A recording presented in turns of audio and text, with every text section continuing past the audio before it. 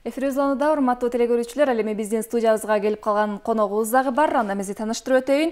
Ысык көл районунун Чоң Өрүктүү айылынын тургуну, билим берүүнүн мыктысы Абдиев Кайыпбек Абдрасул уулу. Саламатсызбы ата? Саламатсызбы. Кош келдиңиз биздин студиябызга. Рахмат. Жакшы агай, атсаңыз ушу 80ге чукулдап калсаңыз дагы шайдоот басканыңыз тың, көз тийбесин суктанып отурам. Мунун сыры эмнеде? Албетте сергек жашоо таасир этсе керек. Ушул туурасында кепти баштайлычы алгач. Албетте. О негизи жашообуздун өзөгүн бөлө турган, бере турган нерсе чың ден соолук эмеспи? А ден соолуктун өзөгүн кыймыл түзөт.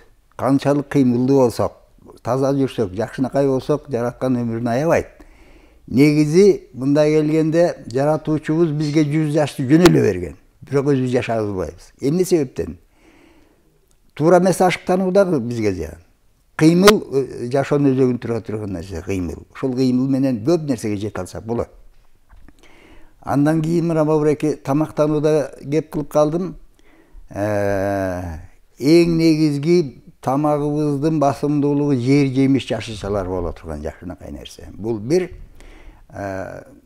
биз кыргыздар эзелтеден бери эле баягы этке, майга жакын калкпыз. Негизи май зыян нерсе.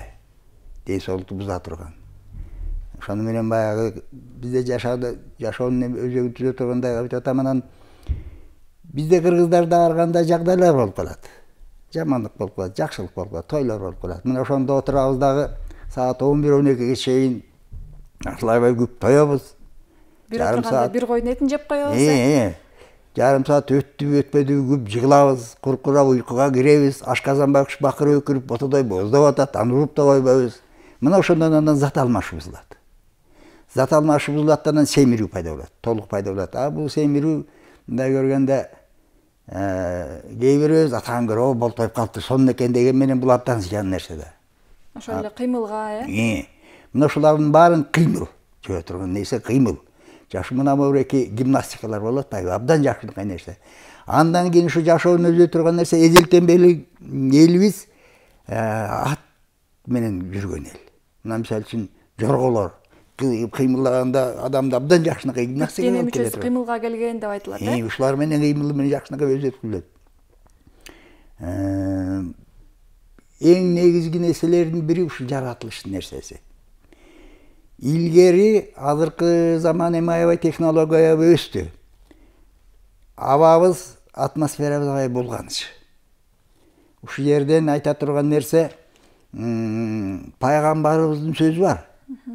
Нет кылып койгон көчөтүңүздө кыямат кайымдын болоору нак болсо да үлүшсөңүз тигип коюңуз дейт. Бул эмне нерсе? Бул жаратылышка кам көрүү. Мына бул жаратылышты жакшынакай өсүп турса, жалбырактар өсүп турса, азыркы айтып аткан холестерин, тиякемдердин баарын сороолап чыгып калат. Анан бизге жабан чыпкалап тазалап берет. Жакшы, бул туурасында бир аздан кийин кеп калабыз. Ага чейин айтсаңыз, эртең менен канчада турасыз? Эртең менен саат 4-төн бир аз өткөндө турам. Эртең менен туруп, жуунуп, эметип алгандан кийин багымдат намазын окуп алып. Күн сайын, таң эрте туруу дагы бул ден соолукка дагы пайдалуу, ошол эле учурда ийгиликтин башаты десек дагы болот. Абдан туура. Мына бул сергектик жашоонун эмесин түзө турган дагы эрте туруу, кыймыл. Эң алгачкы ачкычы десек болот, эрте турса, андан кийин бардыгы ирети менен кете берет. Абдан туура. Мына мисалы үчүн кээ жатабыз, түшкө чейин куркурап уйуктап жатабыз, жөөлү эмес, жетирүү эмес. А вот эрте туруп сергектик бул жакшынакай жашоонун ишанасы. Ооба. Айтсаңыз, анан сиз көп кырдуу талант экениңизди билебиз. Ошол себептен дагы атайын сизди Чоң Өрүктүү айылынан бери студиябызга чакырып отурабыз. Анан сиз ыр жазып, ыр токуп, сөз багып келгениңизди дагы билебиз. Анан бизге азыр жалпы телекөрүүчүлөрүбүзгө өзүңүздүн купулуңузга толгон, өзүңүз жакшы көргөн, сиздин калемиңизден жаралган бир 4 сап ыр окуп берип койбойсузбу? Же жатка билсеңиз, жатка деле айтып берип койсоңуз болот. Эми, мейли, жакшы болот. Эми бул илхом деген өзү кыйын нерсе. Ошолордон эмеңизди айтып көрөйүн. Ыр боюнча 3 этапка бөлүнгөн нерсе бар. Биринчи этабыбыз бул Кыргыздан чыккан кыраандар. Бул уламыштардан, эпостордон алынган кыраан, ошолордон алынган нерселер да. Кыргыздан чыккан кыраандар дейбиз дагы А дегенде элибиз боюнча кетели. Канча кылым кары түссең кыргызым, кээде чыгып, кээде асманга ыргыдың, Манас Барсбек бириктирип башыңды, айтып өткүз өзгөрүлдү турмушуң. Кыргызым, эзелтиден зирек калкым, бир кезде алыс кеткен сенин баркың, көкөм чечен шерлер сенден төрөлүп, алыс кеткен жоопкерчилик атак даңкың. Андан кийин келе турган нерсе Манас, Кабылан Манаска келе турган нерсе. Кайран кыргыз турган кезде аркан жипсиз маталып, жараткандан Манас кели чоң жинди деп аталып, ал чоң жинди тапка келгиз кулаалыны кош кылды, эки тизгин бир чылдырды колго алды баталып. Мана Кабылан Манас бул калмактар менен болгон. Немелерди, кармаштарды, коңгурбайлар менен билген нерсе. Андан кийинки кыргыздын дагы бир чыганы бар, Барсбек деген каган бар. Эми Барсбек Манас баба элдик өзек чыгармалар да бар. Барсбек каган болсо, бул тарыхка жазылган нерсе. Даңазалуу Барсбек каган тушунда кыргыз өскөн толо турган купулга канча кылым өтсө дагы көнөрбөй, тарых таңшыйт Даңазалап учурда. Ушулардын баарын тепке келе турган акын элдин көркү карыялар эмеспи? Булар баягы кенен жазылган, анан сиз болсо азыр бизге атайын убакыт тар болгондуктан 4төн сап окуп берип жатасыз, ар бирин бириктирип туруп, Мейли анда, мейли. Андан кийин келе турган нерсе кыргыздан эми ушул эр жигиттерге кетти, аялдардан дагы чыккан кыргандар. Мисалы үчүн мына Каникей Узга, акылмол, уз ишинен алыс кеткен атагы, Наристеге дайым болгон Умайын катары, тажик кызы Санира Беганы Каникей деп билебиз, Хан Манаска жөлөк болуп элден алган батаны. Андан кийин Кыз Сайкал деген кызыбыз бар. Бекут күндө үйдүн куту айым сымал жайкалган, жараткандан жаркын маанай мээримдүүлүк байкалган, жаалы келсе кармагандан кан тамган, кеп козгоюн аял затын шери болдон сайкалган, Кабыландай Манас шерге тике карап жалтанбай, аял заттын сырттандыгын айкындагына сездирген, мөлтүр көздөн жалтак чочуу сездирбей, коркоктуктун жиханасын безбелдектей бездирген. Жакшы, баракелде, эң мыкты. Бул жерде аябагандай көп ырларды көрүп турабыз. Алардын бардыгын тилекке каршы азыр окуп жетишүү мүмкүн эмес экен. Анан бул ырларыңыз гезит беттерине, китеп беттерине бир басылмага чыктыбы? Чыккандар бар. Анан эми экинчи этабы бул баягы биздин жашообузду көргөндөр, аяктар көргөндөр, көрөлүктөр бир 19-жылдарга тиешелүү болуп кетти. Кыргызда жетеке чыккан. Көбүнөр ушундай жетекелер чыккан. Эң улуусу Каргак экен. Бул киши 115 багындырып өткөн экен да. Анан мекени Жетөгүз, Желдең уругунан болот. Аттын коюлушу бул Каргакет жарык дүйнөгө келлекте Сатыш деген уулду болушат. Абдан ушунчалык жакшы эл суктан алып эме болуп көз тийип кайтыш болот экен. Андан кийин Каргакка келет экен, келгенден кийин ине табагы жүрөк зада болуп отуруп, кой, атты жупуну коелу. Ушул боюнча версиялар кетет. Карга да беле коелу. Биринчиден, карга медициналык эмелерде айтылат, көп жыл жашайт деген. 150-200 жылга чейин жашайт дейт. Улуу өмүрлүү болсун деп. Андан кийинки да бир версия, Каргакка жарык дүйнөгө келген төмдүктүн чамгарагында бир карга көпкө чейин акылдап турган дейт. Мына ошол үчүн карга деп коюлат экен. Айтсаңыз, анан бул жерде баягы сиз санжыра менен, тарых менен ошол эле акын болуп жазып атасыз. Булардын баарын аралашып калууга эмне себеп болду? Негизи эле канча жашыңыздан бери жазып келесиз, ырт окуп келесиз? Эмне себеп болгон? Бир кезде эмеге келлекте койчу болчумун. Чабандар колхоз эле койчу болуп жиберип жүргөн ошол кезде эле мындай бир китеп түгүп окуу. Мына мен дагы жаштарга да айта турган нерсем эле. Китеп билим булагы. Ошо китепти көп окучумун. Прозаны да, поэзияны да көп окучумун. Ошондон жүргөндө эле баягы эригесиң, уйка сөздөр келе калат. Ошондон отуруп анан өзүм да байкап алдым. Кантип эле ушул өздөштүрүп кеткеним ошондо башталды да ошондон келди. Канча китеп окусаң, ошончо дүйнө чабытың дагы терең болот, кенен болот деген сыңары. Ошол себептен бардык биздин теле көрүүчүлөрүбүздү, өзгөчө өспүрүмдөрдү китеп окууга үндөп чакырып өтөлү. Абдан туура, абдан туура. Китеп билим булагы деп бекер айтпайт. Ооба. Анан кийин илим жашоо чырагы деп айтылат да, жакшынакай нерсе. Ушулар менен келе турган нерсе. Жакшы, анан айтсаңыз, бул жакта дагы дары чөптөрдү көрүп отурабыз. Бул дары чөптөр менен дагы алек болуп, дары жасап келесиз, менимче. Ооба, дарылар деле анын бири сизден өтүнө турган нерсе. Үчүнчү багжайда азыр экиге бөлдү беле да. Биринчи тарыхый нысандар кетти. Анан дагы жетакеге эметилип, анан дагы ушул мезгилдеги элибизди канчалаган ажоолор, падышалар эметип келген. Кийинки мезгилде эле канча 3-4 кетти. Ошолордун акыркы ажообузга бир ой толго бар эле. Ошого эмете кетели. Макул, кыскача болсун, Ооба. Ажообуздун ишин көрөм, кыраандардын мекенин туңгуюктан сууруп чыкчу. Дээрин көрөм, ишкилгүлүк чыгаандардын залкарооюн кыргыз эмес эсен көкчү. Садыр десе Дал Исхактан элес келет. Ару тилек тазалыкты барктаган. Садыр десе Садыр эке элес берет. Чындык үчүн кандан кайра тартпаган. Садырдан мен Коба баркын түшүнөмүн. Көбүлүктү ынтымакка чаптаган. Садыр деп мен Тилек Бата экени түшүнөмүн. Бугу элин бейпилдигин сактаган. Садырды мен Карга кедеге салыштырам. Алдым жуттук шылуундукка жалын төккөн. Садырды мен Мойтекеге жабыштырам. Арган элди бүркүт менен багып өткөн. Садыр десе Мадалиден элес келет. Жашоодогу даанышмандын бири болгон. Садыр десе Умар халиф элестелет. Көп атактуу халифтердин пири болгон. Садыр десе Кыдыр аке эске түшөт. Таамай таасын баа берген учур чакка. Кыргызстан Садыр акени сенден күтөт. Эл кыйналып турган кезде ушул тапта. Баракелди ата. Азаматсыз мыкты чыгарма болуптур, мыкты ыр болуптур. Жакшы, анан бул дары чөптөргө өтөлө. Буларды кайсы мезгилде терилет? Бул кайсы дартка даба? Ошол туурасында айтып өтсөңүз. Биринчи эле келгенде бул четинен эле баштайлы, бул уйгак тамыры. Негизи уйгактын тамыры да, жалбырагы да дары. Бу тамырдын почти дээрлик көпчүлүгү шире кыймылы жүрө электе. Же эрте жазда, же күз келинде терилет. Бул тамыр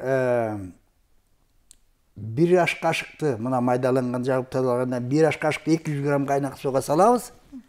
Кайнак суга салып туруп, анан 1 саат, казып туруп тамыр алып алабыз. Ооба, казып туруп тамыр эметилет да.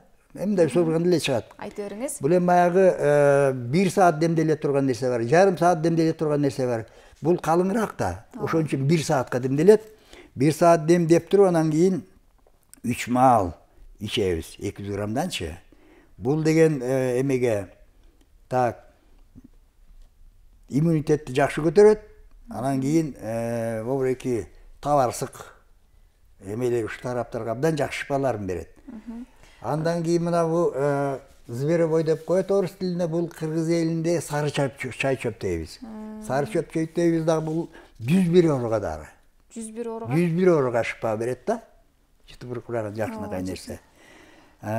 Негизи муну деле баягы көлөкө жери курган. Баа чөптүн баардыгы тең алынгандан желдүү көлөкө жери кургатылат дагы, пайдаланганы 1 аш кашыктан 200 грамм суга салынып, анан кийин ченем менен иче турган нерсе. 30 мүнөт думалап коет. Өзүңүз буларды колдонуп, ичип, дарылыгын көрүп келесиз дагы, пайдаланып? Бар, эметилет, сөзсүз. Анан бул деген келгенде чытыр төп деп коебуз. Барк калынбаган чөп, жол көсөт, эч жерди тандабайт да. Ооба, такыр өлбөгөн чөп, өсө берет. Өсө берет, бирок бөйрөктөгү тебелеп жүрөсүңөр пенделер дейт. Менин бешлерим бөйрөктөгү бооруңардын ташын өпкөсүн талкалап чыгарат элем го деп айтат. Таш талкалай турган нерсе да бул. Андан кийин бөйрөккө жакшы турбайбы демек? Бөйрөк таштарына жакшынакай нерсе. Муну да кайнатып ичет, Бул кара кыйгак дейбиз. Бул элдин ит атайын тутулган дыйканчылыктачы. Өйшү кара кыйгактан албай койдум го деген. Бирок шипасы абдан чоң. Абдан жакшынакай нерсе бул эметилет. Муну кургатып, майдалап туруп кофемалка дейтибиз го. Ушундан өткөрүп туруп, анан кийин тамакка кошуп абдан шипасы чоң, дей солукка. Жалпай бере турган нерсе. Баягы бул жашоодо пайдасы жок, баягы жараткандан кийин сөзсүз түрдө ар биринин өзүнүн вазыйпасы бар турбайбы? Сөзсүз. Булар бизге балким зыян деп билсек, көрсө, анын ары жагында каза турган болсок, пайдасы зор экен да. Абдан пайдасы зор. Бул эми баягы шалфей дейбиз. Шалфей жүргөн кадимки жанагы гүл, Ошонун гүлү. Бул баягы эмесинен келген нерсе, жашоонун өзөгүн түзө турган нерв системасы. Невроз деп коебуз, невралгия деп коебуз. Мына ошоларга эмелерге абдан жакшы ышпасын бере турган нерсе. Негизи мындай келгенде баягы чөптөрүбүз жана айтып өтмөдүмбү? Жаратылыш биздин эң жашообузга өбөлгө түзүүчү жакшылык нерсе бере турган нерсе. Только биз барктай албайбыз. Баягы каяктан изилдеп, үйрөнүп алдыңыз? Кимден өттү бул талант десек болот, Себеп дегенде бардык эле адам кайсыл чөп эмнеге дартка даба экенин биле бербейбиз. А сиз булардын бардыгын кайдан өздөштүрдүңүз? Мен ормондук пыза деген сөз бар. Өзүнө өзү хан көтөрүп алган. Мен бул кыл тамырчы эмесмин. Жараткан эмесин эметкен эмес, просто баягы ден соолук боюнча кызыгып жүргөн мезгилде бир медицина экиге бөлүнөт. Салттуу медицина, врачтар эмелер. Анан элдик медицина. Ужегов деген орус профессор бар, профессор бар экен. Ошонун народная медицина деген бир чоң эмеси бар. Энциклопедиясы 10 миңден ашык рецепттерин эметилгенчи. Ошону алып эметтим, анан золотые рецепты народной медицины деген бар. Элдик медицинанын алтын рецепттери деген. Мына ошолордон алынган нерселер булар. Муну баягы биздин медицина анча өнүгө элек кезде биздин ата бабаларыбыз да колдонуп келсе керек. Эзелтен бери колдонуп келди. Мына мисалы үчүн кыл тамырчы деп, мына бул жака үлгүрбөй калдык дегенде тамырчылар мен ушул жерден айта турган нерсе бизден айда күрөңкөй деген пенде чыккан. Ошонун эмелерин дагы. Анан буларды баягы сактоо мөөнөтү канча? Буларды качан терип койдуңуз эле? Муну айттым го эмеден күзүндө гүлдөп турган, бардык нерсе гүлдөп турган мезгилде күчүндө келет. Анан жыйылдуу көлөкө жерде кургатылат. Анан көлөкө жерде кургатылып эметип койсо, мындай. Бул жерде баягы 5 чөптүн түрүн көрүп жатабыз. Сиз дагы канча чөптү дарылык касиетин колдонуп келесиз? Абдан көп. Эмалардын баарын алып келе албаган. Мына ушул жерден айта турган нерсе, мына биз маани бербейт экен. Бөрү карагат деген бар. Барбарис деп коет эмеспиз? Мына ушул барбаристин мөмөсү да, гүлү да, жалбырагы да, кабыгы да, тамыры да дары. Жалбырагы боюнча сөзгө кетейин. Жалбырагын ушундан баштап июнь айларына, май айы келип атпайбы? Июнь айларына чейин ушу жетилет, ширеси болуп. Ошондон алып туруп 500 литрлик банкага салып, 2-3 кere чайкап, анан аябай кайнак сууну куюп коебуз, кечинде коюп коебуз, эртең менен ширesi чыгат. Мына ошо ширесин ачкарын ичебиз. Мында келгенде бере турган, кеңеш бере турган жагдай бар, баарына тең эле. Эртең менен турганда 200 грамм суу ичсек, абдан пайдалуу нерсе. А эгер бөрү карагаттын жаңкы эмесин настой деп коет, тундурмасын ичсек, бул эки нерсе болуп өтөт. Суу ичкен катарда кетет, дарылык катарда кетет. Бул көзгө, зрениеге аябай пайдалуу, анан жалпы организмге ушунчалык стимул берет, эң жакшысына берет. Анан бул дайылдесе чалканды айтып атпайбызбы? Чалкандын эки түрү бар. Кара чалкан, жгучая крапива. Анан бирөө крапива удобный начар чаккан. Ошондо эле так ушул барбаристин жалбырагында эметсек, бул рецепт менен иче турган нерсе. 200 граммдан ичебиз. 200 граммда 3 мал ичебиз, кан тазалайт. Биздин каныбызда өтө кыргыздын канында билесиз деп, ойбай, жөн эле аягы эмнени гана жаштаман калганча жаман кылсак айрысын деп туруп атамыз зүгүлдөп согот эми. Ошондон кандар баарын абдан жакшылап чыгарып берет. Негизи биз бейиштин жериндебиз. Ушунчалык дары чөптөрдү таң көрүп, колдоп тебелеп былчылдап жүрөбүз. Коргогонду жакшы анча маани бербейбиз да. Ооба, атана сизди көрүп азыр ушундан улам баягы ишеним пайда болду десем болот. Себеп дегенде баягы азыр 80 эмес кичинекей балдарындагы көз көрүүсү бир аз начарлап калбады. Анан сиз отуруп алып ачкысы жок эле бул жерде окуп отурасыз. Анан мунун баардыгы ушул дары чөптү кесепети болуш керек. Анан сиз бул дары чөптөрдү өзүңүзгө, үй бүлөңүзгө эле жасайсызбы, же атайын суранган элдерге дагы жасап берип бир каражат табасызбы? Ал жагы деле бар. Демек кайрылса болот турбайбы сизге? Болот, кайрылса, ал жак деле бар. Анан мен эч кимден эме кылып, баягы сурап ичкен суу ичкен дейт. Бала чеберде айтпайм. Сураган табат. Эмездери мындай эметсе, билсе болот. Анан бу үй бүлөдөн деле эметкендер бар. Анан баягы кээде кеңеш туруп калат. Ошолорду тартынбай эле, мына мисалы үчүн мен өзүм менен кошо кеткенче, эл билип пайдаланып, мен калса соопчулук деген да жакшы нерсе бар пендеде. Сураган алат, издеген табат деген ушул да. Эгерде кимде ким сизге кызыгып, бул дары чөптөр тууралуу деги эле көбүрөөк сергек жашоо тууралуу маалымат алгысы келсе, анда чоң өрүктүү айылына барып атабызды издеп таап сизден кеп кеңешин алса болот, Жок, ушул жерден мейли ага деле болот. Бирок ора болду эле мен телефонумду эметейин. Телефон менен кайрылса эле, пожалуйста, мен эч кандай мен кыйыктык кылбайм. Жакшы ата, анан айтсаңыз, бул жерде азыр ыр жаатында сүйлөштүк, дары чөптөрдү сүйлөштүк, сергек жашоону сүйлөштүк, анан албетте жаратылышты камтыбай кетсек болбойт. Себеп дегенде сиз жаратылыш менен тыгыз байланыштасыз. Манас эпосунун 7 осуятынын бири дагы ушу жаратылыш менен таттуу мамиледе болуу. Анан ушул жаратылыш жөнүндө бир кыскача өзүңүздүн ой пикириңизди калтырып өтүңүзчү, анан эфирибизди жыйынтыктайлы. Ыйык пайгамбарыбыз, улуу пайгамбарыбыз да айткан, ниет кылган көчөтүңдү кыямат кайымдын болор нак болсо да үлгүрсөңүз тигип коюңуз деген. Андан кийин Яшар Камал деген түрктөрдүн мыкты сени айтып атат, адам баласындагы башындагы эң олуттуу коркунуч жаратылыштын кыйрап жок болуш деп атат. Андан кийин элдин көпчүлүгү билбейт болуш керек, гректердин улуу инсаны бар, Гиппократ деген. Ал айтып атат, орну жаратылыш айыктырат.